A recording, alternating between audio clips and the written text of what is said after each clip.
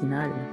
Nous sommes dans notre émission Dig Masore, qui est une langue bassa au Cameroun. Dig Masore veut dire seule la prière. Bien-aimés, nous avons besoin de la prière en toutes choses, dans tous les temps, dans tout événement. Nous allons nous diriger dans Ésaïe 66, le verset 7.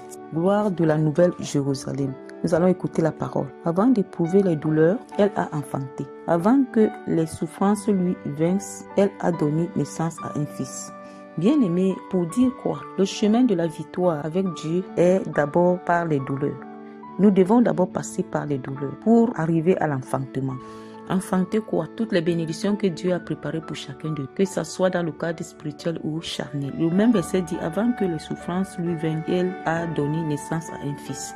Bien-aimé, avant que la souffrance n'atteigne un niveau dans ta vie, tu dois donner naissance à un fils. C'est-à-dire quoi? La naissance que tu dois donner à un fils, c'est la stabilité que tu auras, l'engagement profond que tu feras avec ce Créateur pour demeurer stable avec lui. Dans la stabilité, les douleurs viendront parce que tu seras persécuté, attaqué, et il y aura des résistances qui vont se soulever contre toi au travers des opposants spirituels, des esprits impurs et les hommes. Au travers de ça, tu enfanteras. Dieu sera avec toi. Il n'y a rien sur le chemin de Dieu qu'un homme peut retrouver sans souffrance. Déjà, notre Maître Jésus nous a montré le chemin. Pour qu'il arrive à voir le nom au-dessus de tout nom, il a été arrêté, traîné dans les tribunaux, rejeté, humilié, insulté jusqu'à la mort. Et c'est après être mort, enterré, qu'il a ressuscité le 3e jour.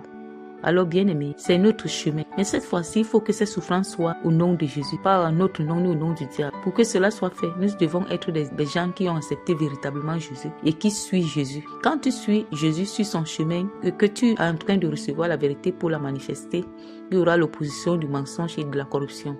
Mais malgré tout cela, tu ne seras pas seul. Tu seras avec lui. Il a dit dans sa parole, je ne t'abandonnerai jamais. Je ne te laisserai jamais orphelin. Cette parole s'accomplira dans ta vie et après cela, tu recevras la vie. Alors, la Bible nous dit ici dans Isaïe, la gloire de la nouvelle Jérusalem. La nouvelle Jérusalem, c'est ce qui est renouvelé en toi. Le vieux homme est parti, ou le vieux homme est en train de partir et le nouveau homme apparaît. Ce nouveau homme apporte une nouvelle gloire, qui est la gloire de Dieu, la gloire du salut éternel. D'où Dieu t'appelle ce matin de t'abandonner à lui, de compter sur lui, afin que tu vives cette gloire dans tous les sens. Et pour que cela soit fait, il faut que tu te laisses conduire par l'Esprit de Dieu, que l'Esprit de Dieu devienne le maître de ta vie et que toi tu cesses de vivre, c'est-à-dire tu te détaches de tous les désirs du monde. Tu laisses Dieu impacter sa volonté en toi et que seuls les désirs de Dieu s'accomplissent dans ta vie. Nous allons.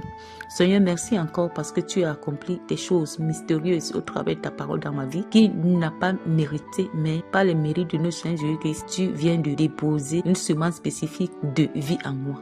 Merci parce qu'elle attire en moi ta gloire nouvelle. Béni sois-tu. Au nom de Jésus, j'ai prié ainsi. Amen. Je scelle les ossements de cette prière dans l'océan du sang de l'agneau. C'était notre émission Dig Masore qui veut dire en langue bassa, seule la prière. Soyons encore bénis. Alléluia. Alléluia. Alléluia.